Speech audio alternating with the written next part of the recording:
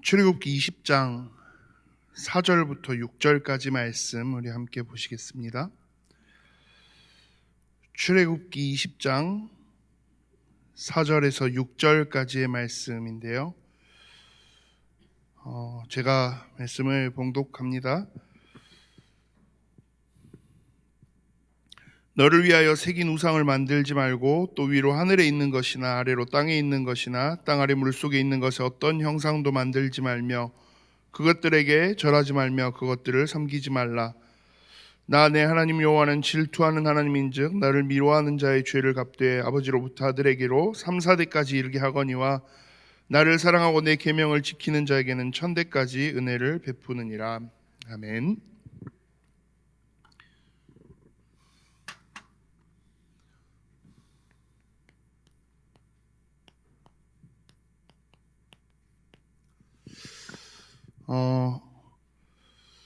소요리 문답, 저희가 이제 웨스트민스터 신앙고백서 중심으로 또 소요리 문답 함께 하고 있습니다. 오늘은 49문 함께 이렇게 내용들을 살펴보실 텐데요. 소요리 문답 49문의 내용은 보면 이렇게 되어 있습니다. 화면 한번 띄워주시면요. 49문의 질문은 이것입니다. 제2계명이 무엇입니까? 그에 대한 답을 함께 보시면요. 답은 이렇습니다. 너를 위하여 새긴 우상도 만들지 말고 또 위로 하늘에 있는 것이나 아래로 땅에 있는 것이나 땅 아래 물속에 있는 것에 아무 형상이든지 만들지 말며 그것들에게 절하지 말며 그것들을 섬기지 말라.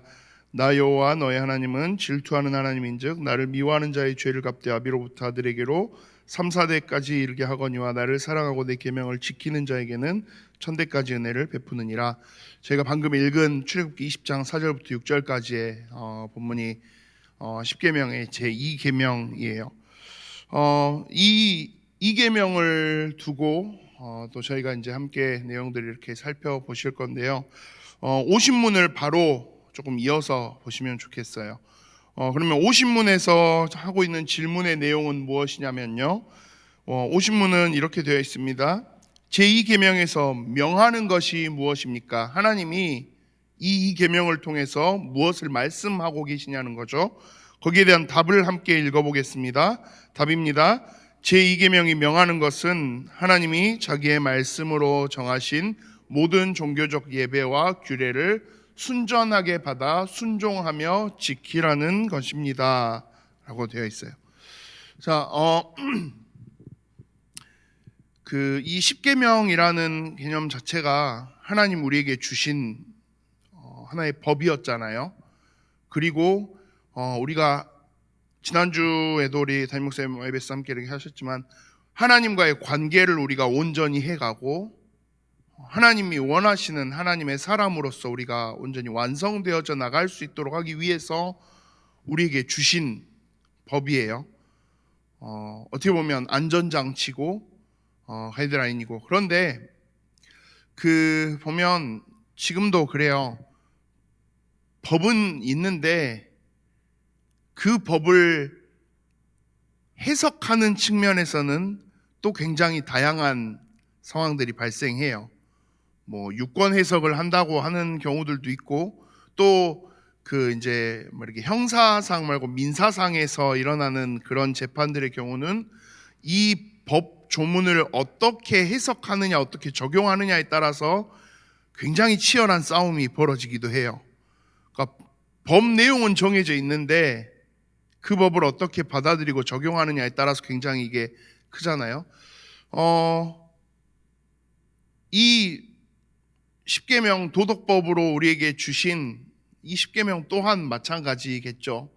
근데 그 중에서도 어떻게 보면 10계명 전체 1계명부터 10계명까지 있는 전체 그 계명들 중에서도 이 계명의 법의 해석을 놓고 가장 크게 결과물이 많이 벌어지는 것 중에 하나가 아니라 그냥 제일 그렇게 크게 벌어지는 게 바로 이 계명이에요.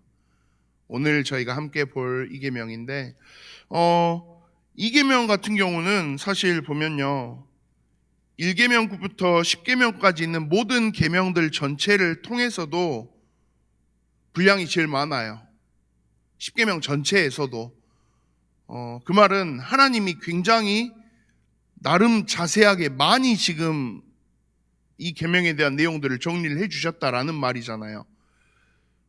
이게 뭐 분량이 절대적인 건 절대 아닙니다만은 지난주 우리 1계명은 어때요? 딱 한 절이었어요. 그것도 우리 한글 번역돼 있는 기준으로 하면 너는 나 외에는 다른 신들을 내게 두지 말라. 딱 2줄이죠. 2줄도 되게 그냥 이제 막 2줄 넘어간 2줄인데 그 밑에 뭐 3계명, 4계명은 다 해도요, 웬만하면 다 1절, 2절 안에서 다 끝나요. 근데 오늘 2계명 같은 경우는 4절, 5절, 6절까지 그 각자의 절 분량도 굉장히 많고, 그러니까 절대적인 양에서도 제일 많은 분량을 차지해요.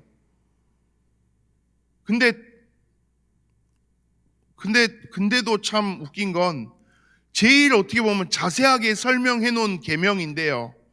그럼에도 불구하고 이 계명을 가지고 받아들이고 해석하는 데 있어서 가장 큰 차이가 벌어진 계명이 오늘 이 계명이기도 해요. 그러면 자, 그 부분에 있어서 이 상황이 발생하게 되는 제일 핵심의 포인트가 뭐냐라고 했을 때 저번에도 한번 그런 설명들을 제가 웹하면서도 그런 말씀 드린 적 있고 담임 목사님도 그 설명을 하신 적 있죠. 성경을 해석하는 데 있어서 제일 단적으로는요, 루터와 칼빈의 차이가 굉장히 커요. 혹시 기억나시나요? 칼빈은 어떤 입장이다라고 했죠? 성경이 하란 것만 해의 입장이고요. 루터의 입장은 뭐라고요? 성경이 하지 말한 거는 하지 마. 그 말이 그 말인 것 같지만 굉장히 근본적으로 큰 차이가 있다라고 말씀을 드렸어요. 근데 사실 그 칼빈과 루터의 기준을 가르는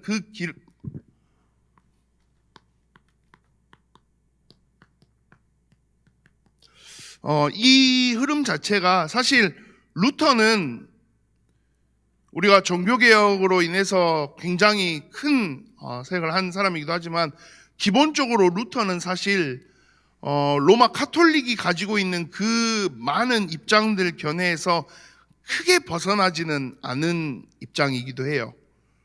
물론 우리가 오직 뭐 고행하고 그게 아니라 우리가 오직 예수 그리스도를 믿는 믿음으로 믿음의 측면에서는 루터가 확실한 건데 그건 다른데 그 외에 다른 조금 작은 의식적인 부분, 뭐 성리에 대한 부분, 여러 가지 부분에서는 루터는 여전히 카톨릭의 그 영향 흐름 안에 굉장히 서 있는 편이에요.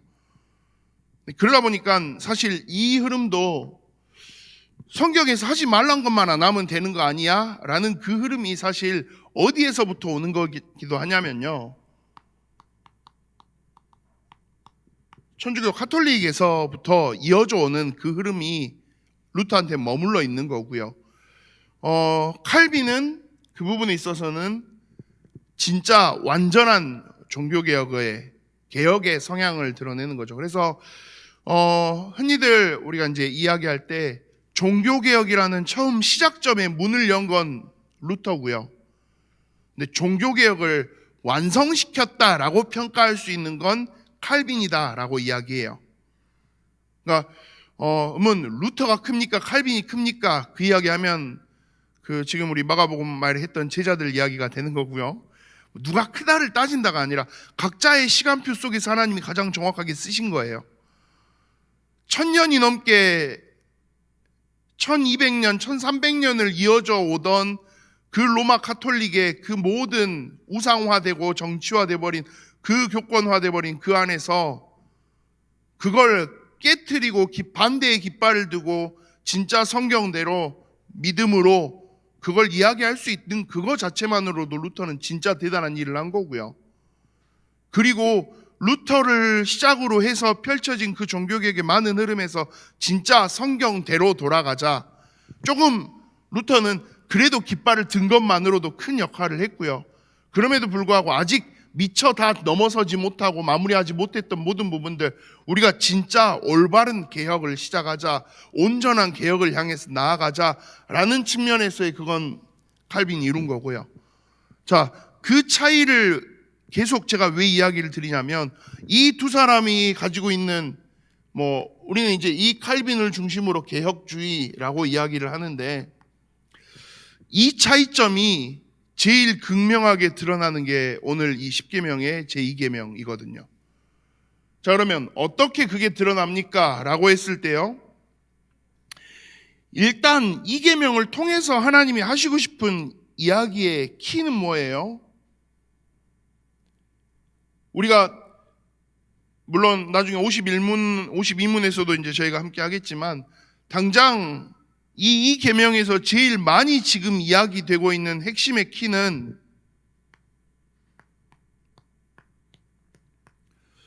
우상 이야기예요. 우상을 만들지 말아라. 아무런 형상도 만들지 말아라. 근데 단순히 우상 만들지 말고 물론 그 의미로 지금 하시는 말씀이지만, 오늘 50문에서 이야기하는 건 뭐예요? 50문에서는 그 우상을 만들지 말고 형상도 만들지 말고 오직 뭐 하라는 거예요? 이 모든 말이 이야기하는 건요, 하나님을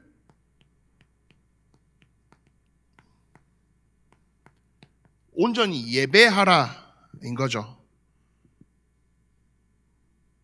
하나님을 정말 너희가 온전히 예배하는 거, 그 자리에 서야 돼 라는 게 이 계명에서 이야기하는 핵심인 거예요.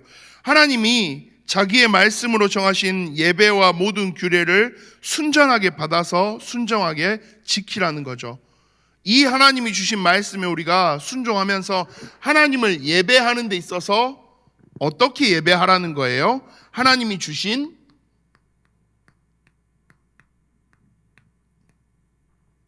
말씀대로 예배하라는 거예요, 사실.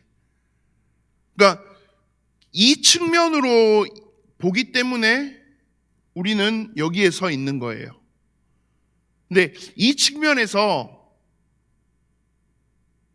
이쪽은 약간의 타협을 계속 보고 있는 거죠. 말씀하신 대로, 근데 본인들은 뭐라고 해요? 우리도 말씀한 대로 하고 있는 거 아니냐, 하지 말라는 건 안 했다.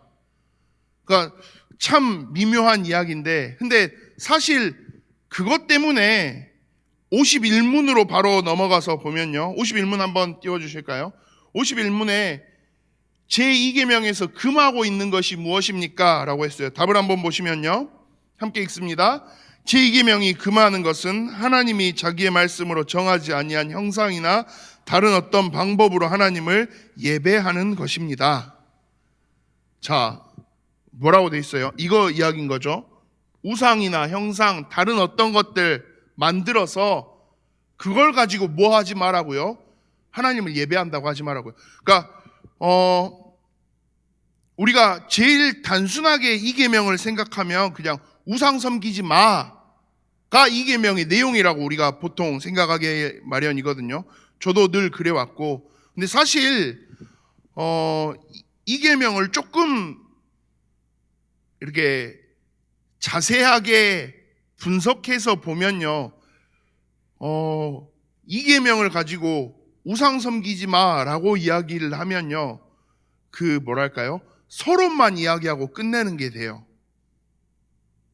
사실 이 이야기 속에서의 하나님이 하시고 싶은 이야기를 우리가 내용들을 정리해 보면, 우상 섬기지 마라는 건 서론이고요, 진짜 본론은 뭐예요?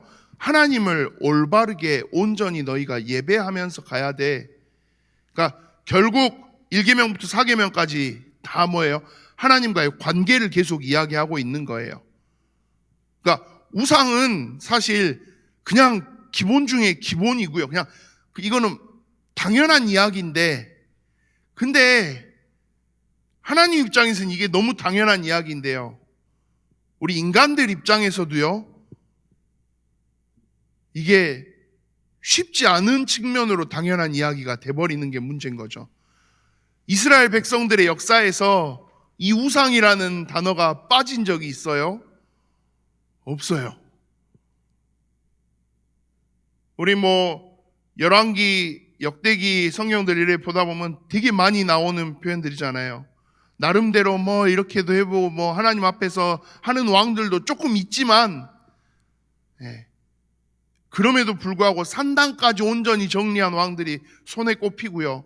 그나마도 그 왕이 지나고 나면요, 다시 또, 그러니까 이스라엘의 역사 속에서도 이 우상이라는 게 끝나지 않아요.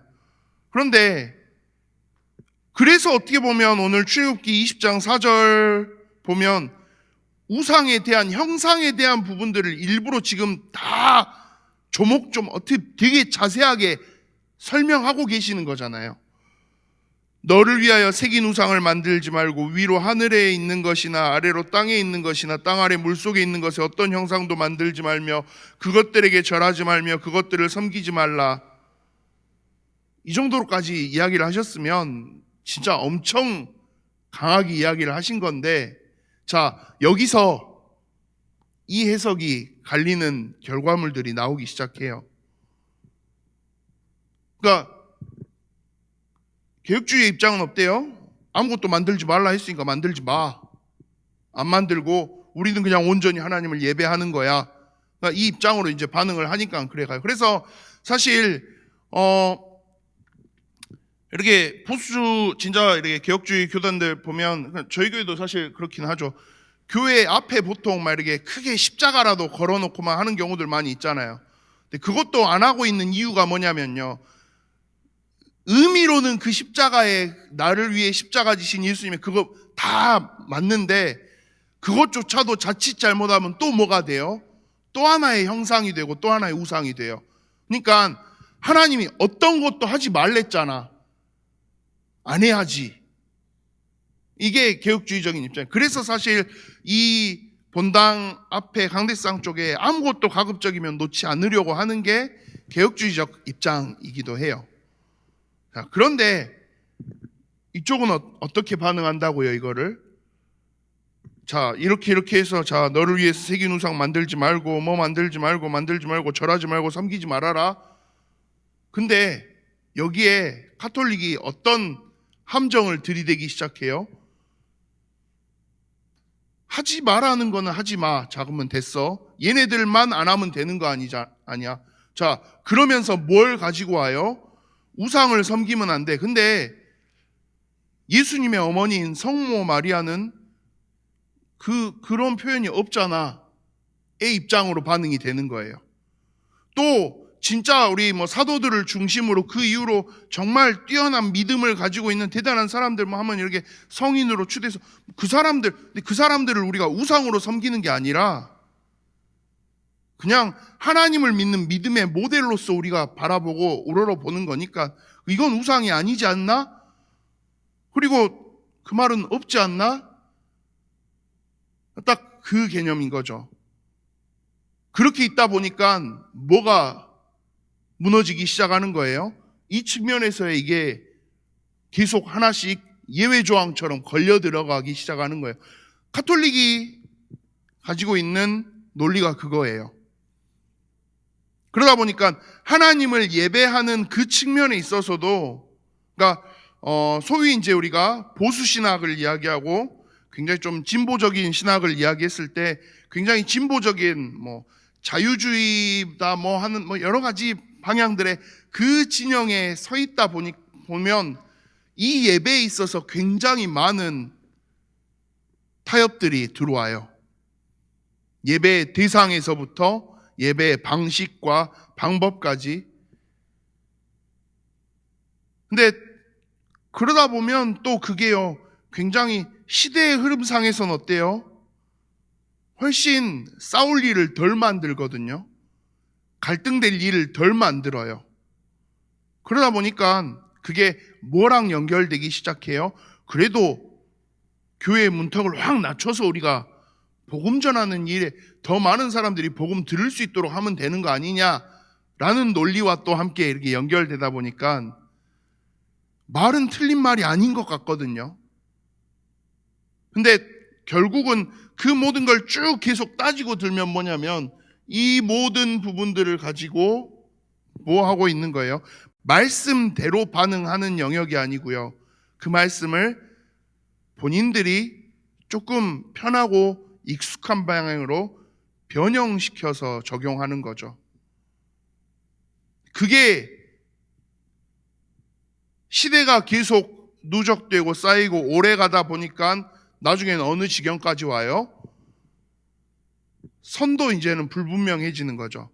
선을 넘은 건가 안 넘은 건가 조차도 구분되지 않을 만큼 완전히 모든 기준점이 흐리멍텅해지는 그런 상황들이 와요. 그래서 그 뭔가의 그 어떤 그 가톨릭 천주교를 공격하게 한다라는 측면의 그 개념의 표현이라기보다는 왜 이렇게까지 벌어지는지를 조금 이해하시는 측면으로 생각해 보시면요. 근데 또 반대로 이야기해 보면요. 오늘 그 저희 웨스트민스터 소요리 문답 이렇게 내용 이렇게 함께 하고 있는 교재 책자들에서도 보면 항상 오늘 이 본문의 내용들을 이걸 이야기하면서 꼭 뭘 이야기를 하냐면요. 자녀를 이야기해요. 이게 그래도 선만 안 넘어가면 괜찮은 거 아닙니까? 이렇게 조금 부드럽게 적용하고 그걸 통해서 더 다양하게 활용하고 더 많이 갈 수 있는 거 아닙니까? 그렇게 이야기하는 사람들이 그 말도 어느 정도 일리는 있겠죠. 근데 그 부분에 있어서 웨스트민스터 신앙고백서가 이야기하는 딱 하나의 키가 뭐냐면요. 그래, 지금은 그럴 수 있다고 치자.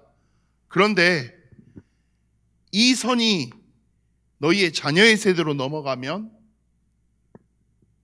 그리고 그 자녀의 자녀의 세대로 넘어가면, 그리고 그 자녀의 자녀의 자녀의 세대로 넘어가면, 그때는 과연 이만큼의 하나님을 온전히 예배하는 그 중심, 말씀대로 서 있는 그게 남아있을 수 있을까? 너희가 그 자세로 서 있으면, 그 스탠스로 이것들을 지금 반응하고 서 있으면, 사실 그 모습으로 그대로 무너져가고 타락해 간 게 누구였어요? 구약 이스라엘 백성들의 모습이었잖아요.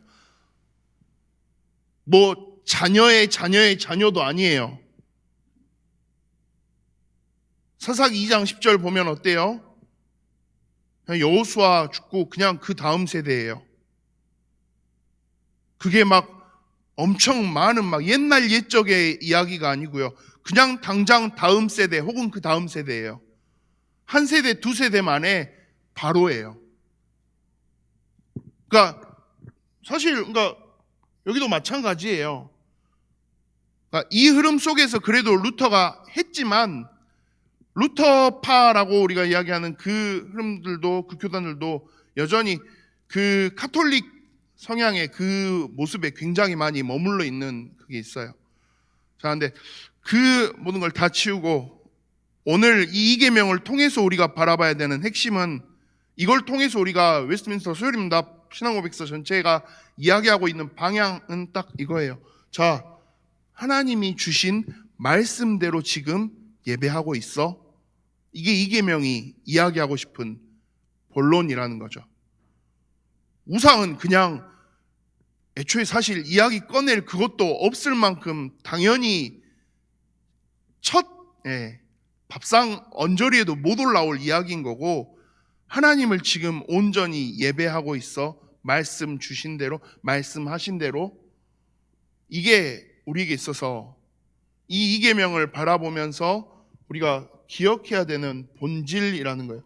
하나님을 과연 온전히 지금 예배하고 있는지, 그리고 그 예배의 대상이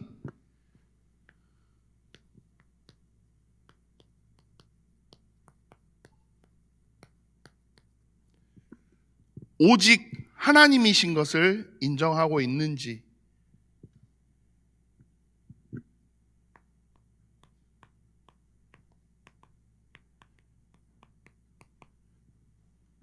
왜 우리의 예배의 대상이 오직 하나님이십니까? 라고 했을 때 소요리문답 52문을 바로 이어서 한 번 더 보도록 할게요. 52문 보시면요, 자, 제2계명을 지키라고 하신 이유가 무엇입니까? 가 질문입니다. 답을 함께 읽습니다. 제2계명을 지키라고 하신 이유는 하나님이 우리의 주권자이시고 우리의 소유주이시며 또한 홀로 자기에게만 경배하는 것을 열망하시기 때문입니다. 하나님이 왜 우리가 하나님만을 예배합니까? 라고 했을 때요, 오늘 뭐라고요? 하나님이 우리의 주권자라는 말은 주인이다 라는 말이에요. 주권을 행하실 수 있는, 주권을 가지신 분이니까요. 제일 쉽게 우리가 메시지 속에서 제일 많이 쓰는 단어로 우리의 주인이시기 때문에요. 그리고 그 하나님이 우리를 소유하신 분이래요. 그러니까 하나님이 주인이십니다라는 이 단어 안에 다 포함되는 거죠. 주권자이시고 우리의 소유주이시고, 그리고 또한 홀로 자기에게만 경배하는 것을 열망하신대요. 하나님이 우리에게 원하시는 건 그냥 딱 하나래요. 하나님이 나의 하나님이심을 우리가 인정하고 그 하나님 앞에 예배하는 것, 우리를 통해서 예배 받으시기를 원하시는 것.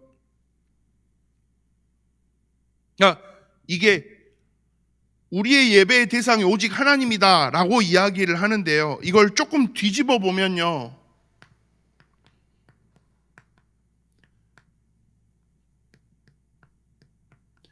하나님이 우리 인간을 만드시고 인간과 함께 하기를 원하시는 하나님의 궁극적인 목표와 소원도 애초에 하나예요. 뭐요?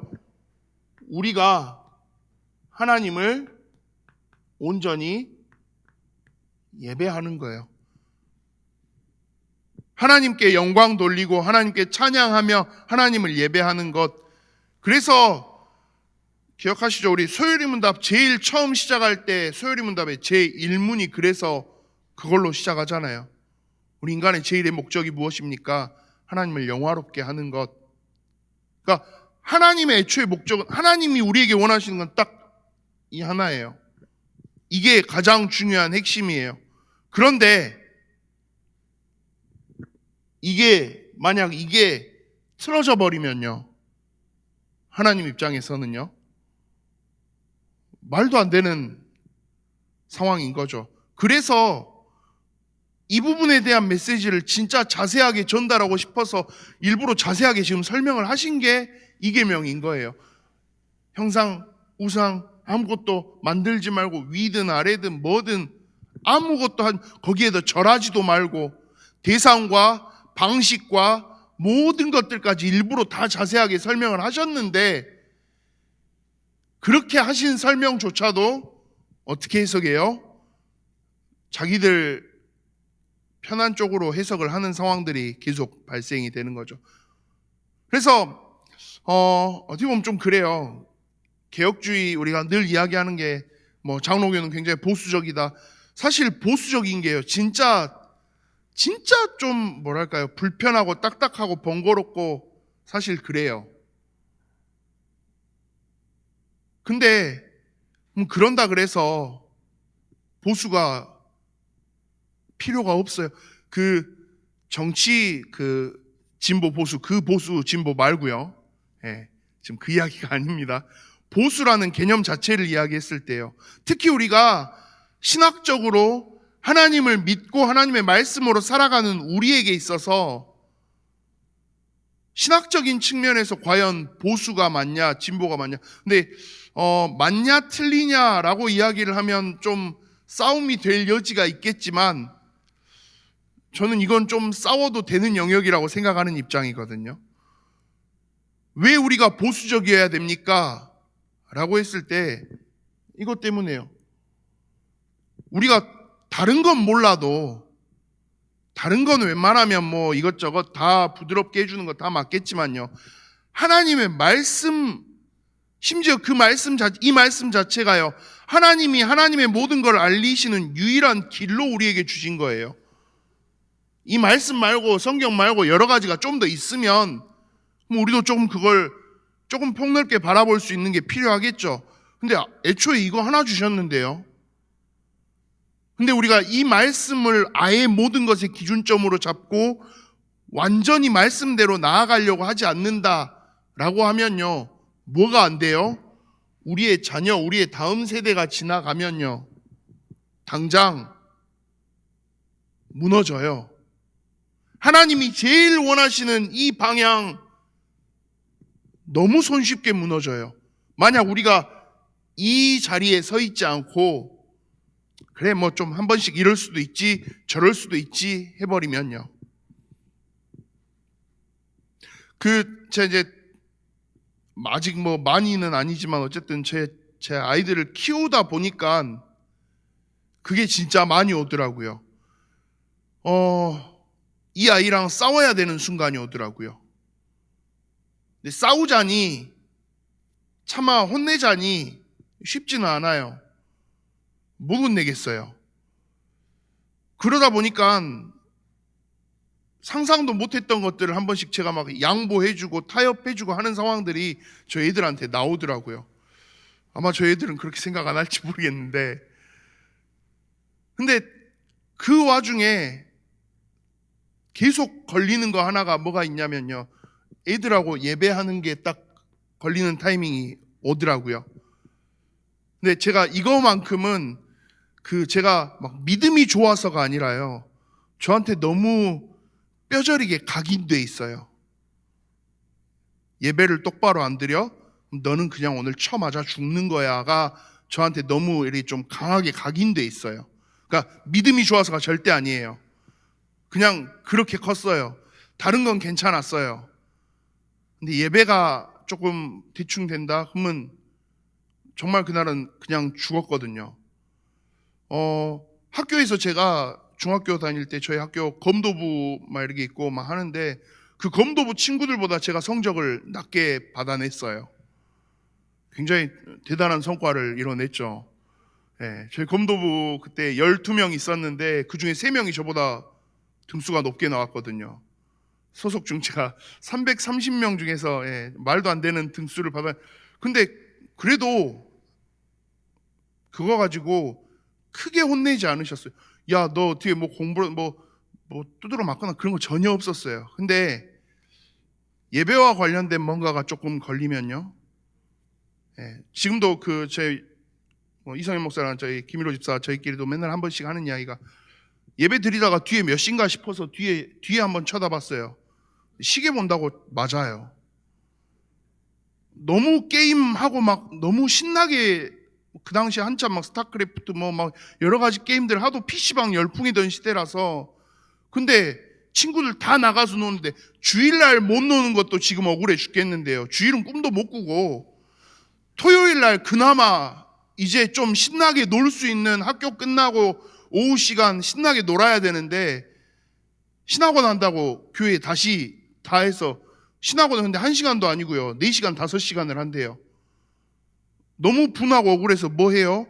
출석만 부르고 어떻게든지 좀 도망가서 PC방, 뭐 다들 그러고 있던 시대였으니까. 근데 그거 걸렸더니요, 그날 정말 나 오늘 이대로 죽는구나 싶을 만큼 맞았어요. 너무 폭력적이었거든요, 저희 집은. 근데 그 폭력적이었던 게 저한테 너무 강하게 각인돼 있어서, 그러니까 내가 하나님 앞에서 예배를 똑바로 드려야지가 저한테 그 믿음의 영역으로 반응되는 게 아니고요, 이건 내가 하면 뭔가 죽을 것 같은데 위험한데, 약간 제 PTSD라고 하는데요, 꼭 그런 것처럼 남을 만큼.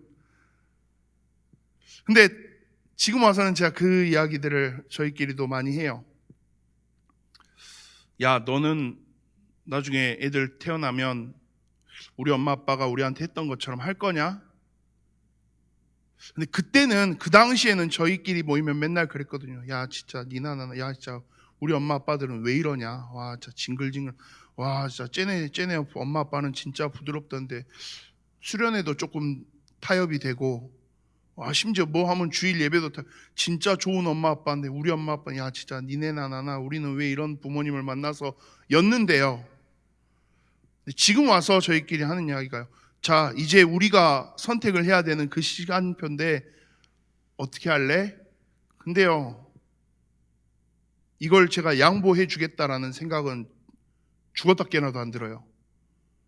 왜냐하면 그게 내가 그렇게 두드러 맞았으니까 너도 두드러 맞아 봐야지의 그 측면의 이야기가 아니고요, 좀 너무 슬픈데요, 이게 결과로 보여요. 어떤 결과가 보이냐면, 진짜 좀 조심스럽고 슬픈 이야기지만, 그 징글징글했던 엄마 애들만 지금 교회에 남아 있어요. 이게 교육자로서 제가 개인적으로는 제가 가지고 있는 제일 큰 그래도 그 친구들을 조금 더 우리가 살펴보고 돕고 어떻게 했는지 챙겼어야 됐는데 라는 그 자존심도 굉장히 큰데, 근데 어쨌든 결과로 남아있는 게요, 말 안 통하고 그 강압적이었던 그 부모님 친구들만, 그 부모님 자녀들만 지금 남아있어요. 근데 이게 저의 가정의 이야기로 다시 돌아오면요, 제가 이걸 선택해야 되는 상황이 온다면, 자, 내 자녀가 지금 나중에 미래에 어떤 자리에 서 있게 만들 거냐 라고 했을 때 진짜 조금 상처도 받았을 수도 있고 좀 답답했을 수도 있고 하겠지만, 그래도 어찌됐든 하나님을 예배하는 그 자리에 서 있게 만들 거냐, 아니면 좀 부드럽고 좋게 가더라도 그렇게 하다가 예배가 아닌 다른 세상의 자리에 서 있던, 아니 목사님 그럼 둘 다 이왕이면 좋고 그 분위기 속에서 예배하는 자리에 있도록 만들면 되지 않습니까? 이거는 저는 제 수준에서는 제가 둘 다 줄 수 없는 도끼더라고요.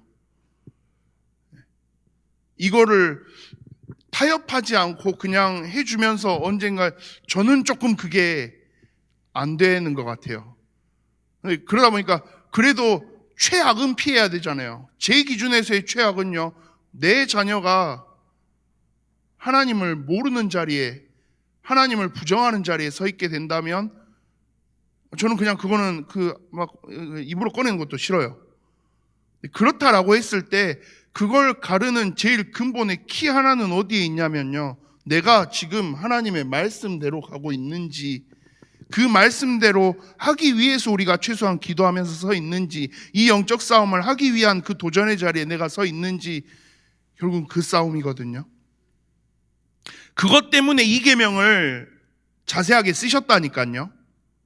자세하게 이야기를 해주신 거예요. 지금 그렇잖아요. 4절 5절 그렇게까지 하고, 심지어 대놓고 이 자녀에 대한 이야기를 하나님이 협박이라고 표현하면 좀 그렇지만요, 너무나도 선명하게까지 이야기를 해주셨어요. 아버지로부터 아들에게로 3, 4대까지 이르게 이 죄를 갚을 거고, 반대로 나를 사랑하고 내 계명을 지키는 자에게는 1000대까지, 이렇게 선명하게 조건부로 그렇게까지도 해놨는데, 그럼에도 불구하고 어떻게 된다고요? 이거 미묘하게 이 오직 하나님을 바라보는, 오직 하나님의 말씀대로의 이 오직을 미묘하게 틀어가요. 그게 이스라엘의 역사의, 구약의 역사의 증거고요. 그리고 어떻게 보면 그렇잖아요. 초대교회가 우리가 이야기하는 것처럼 로마가 복음화 되어지는 그 순간까지, 근데 그 로마 복음화의 응답의 상징이었던 콘스탄틴 황제가 밀라노 칙령을 계기로 해서 이제 기독교를 국교로 공인하는 그 시간이 또 반대로 말하면 뭐의 시작점이었냐면요, 이 가톨릭의 시작점이었어요. 그러니까 더 이상 이 하나님을 온전히 예배하고 하는 게 약간 더 이상 이제는 싸움의 대상이 아니게 돼버린 순간부터가 또 치열한 영적 싸움이 펼쳐져야 되는, 이 싸움이 그래서 우리에게 있어서는 너무나도 중요한 싸움이 돼요. 그래서 보수적으로 있는 게 좀 답답하지만요, 저는 그런 것 같아요. 조금 답답하지만 그래도 본질을 놓치지 않고 설 수 있도록 한다면 저는 이 측면에서는 보수가 맞다라고 봐요. 이제 이 보수가 약간 진짜 성경대로가 아니라 약간 이제 전통에 얽매이는 보수의 모습이 되기 시작해버리면 그럼 좀 이야기가 달라지긴 해요. 제일 이제 대표적인 게 이 예배에 관련해서도 그래요.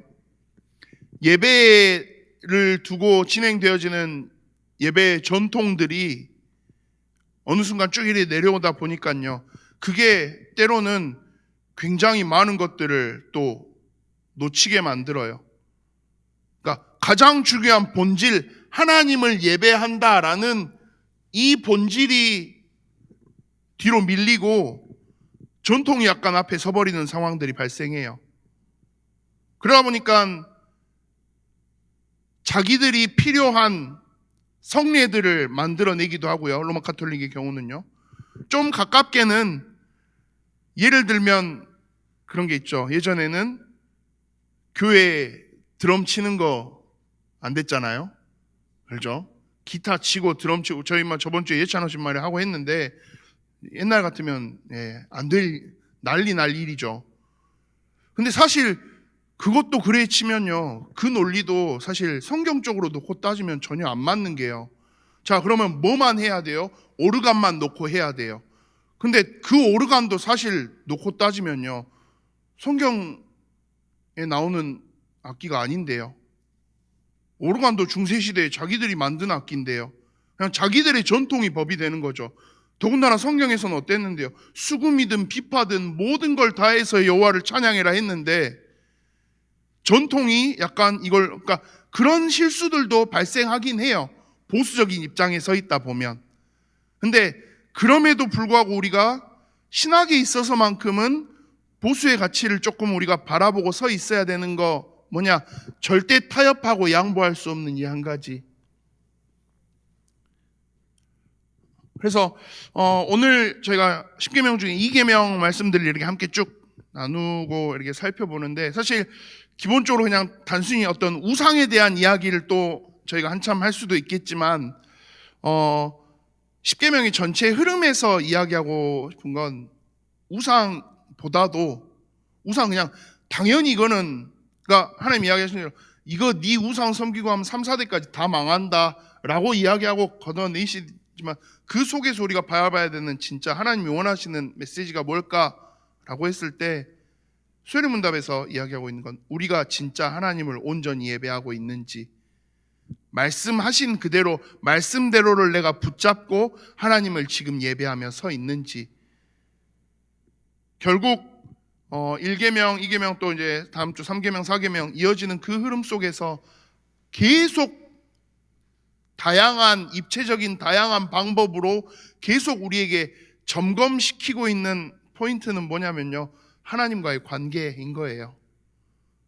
너 지금 진짜 하나님을 온전히 믿고 인정하고 서 있어? 그러니까 그 담임목사님 메시지 때 하나님으로 인정하는 그 표현 진짜 많이 쓰시잖아요. 근데 그게 그 단어들 속에 담겨져 있는 의미들을 생각해 보면요. 우리가 진짜 하나님을 하나님으로 믿고 있는지 아니면 그 하나님을 오늘 수요일문답 52문 다시 한 번만 띄워주시면요. 52문 답에 나와 있는 것처럼 하나님이 우리의 주권자고 소유자이시면서 하나님이 진짜 참 주인이심을 인정하면서 우리가 서 있는지 그런데 현실의 삶을 우리가 살아가다 보면 어때요? 자꾸 내 앞에 있는 현실의 영역에서요 하나님의 주권을 빼는 상황들이 있잖아요. 하나님의 그 소유권을 우리가 제외하는 경우들이 생기잖아요. 전능하신 하나님 근데 돈 문제는 빼고요. 전능하신 하나님 우리 집구석은 빼고요. 전능하신 하나님 내 남편은 빼고요. 전능하신 하나님 내 아들 문제는 빼고요. 우리가 꼭 그렇게 반응하는 순간들이 진짜 많이 있거든요.